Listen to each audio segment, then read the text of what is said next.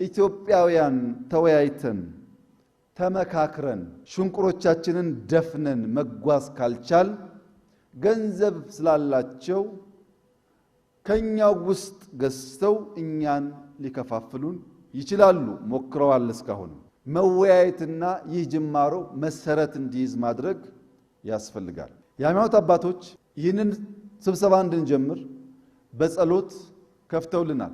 ሰብሰብ አድርገን ስናያቸው ክርስቲያኖች እና ሙስሊሞች ናቸው። አጋጣሚ ሆኖ አይሁዶች አልነበሩም። እነዚህ ክርስቲያኖችና እስላሞች የሚለያያቸው ጉዳይ ቢኖርም ለሁለቱም ግን አብርሃምም ይስሐቅም አባቶቻቸው ናቸው። የአንድ አባት ልጆች ናቸው። ኦሮሞ አማራ፣ ትግራይ ወላይታ፣ ሲዳማ ጉራጌ የሚል ስምና ቋንቋ ቢኖረንም በእነዚህ እምነቶች የምናምን ከሆነ አዳምና ሔዋን አባትና እናቶቻችን ናቸው ማለት ነው። አንድ የሚያደርጉን ነገሮችን መዘን ማውጣት ብንችል ከተቃርኖ ይልቅ የሚያቀራርቡን ነገሮች የበዙ ይሆናሉ። መጓደልን በመገዳደል መሙላት ቢቻል ኖሮ ያለፉት 100 ዓመታት ጉዟችን በቂ በሆነ ነበር። መጓደልን በመመካከር ነው ልንሞላ የምንችለው። ዓለም ሙሉ ባትሆንም ወደ ሙላት ለሚደረገው እድገት ምክክር እንጂ መገዳደል መፍትሄ አይሆንም። ከደቡብ ኦሞ ዳሰነች ህዝብ አንድ በሰፊው የሚነገር አባባል ግን ጠቃሚ የሆነ አባባል አለ። የዳሰነች ህዝብ ይህን አባባል የሚጠቀምበት በሙግትና በምክክር መካከል ያለው ልዩነት ልጆች እንዲገነዘቡ ለማድረግ ነው። አንድ አባት ለልጆቹ 2 ወንድ ልጆች አሉት።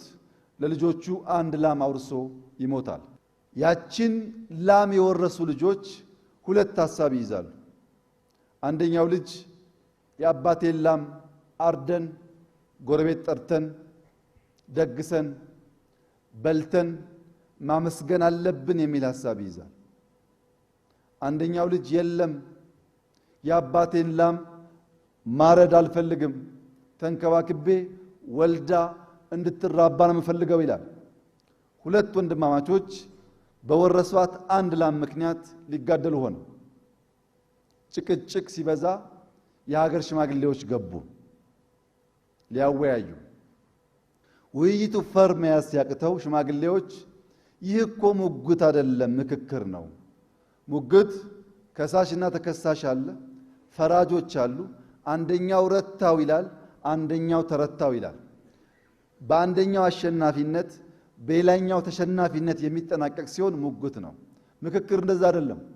በዚህ ምክክር የሚከስር የለም። ኢትዮጵያ ግን ታሸንፋለች። እና እነዛ ሽማግሌዎች ሁለታችሁም መተው ያለባችሁ ነገር አለ አሏቸው። አንደኛውን ጊዜን ተዋሉት፣ አንደኛውን ደግሞ ጥጃዋን ተዋሉት። ምን ማለት ነው?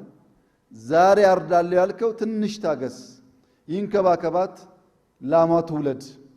አርጄ ላልከው ደግሞ ጥጃዋን አጥብቶ አሳድጎ ይስጥህ፣ አርደህ ትበላለህ። አንተም ጊዜ ተው፣ አንተም ጥጃ ተው፣ ሁለታችሁም አሸናፊ ትሆናላችሁ ብለው በምክክር አስታረቋቸው ይባላል።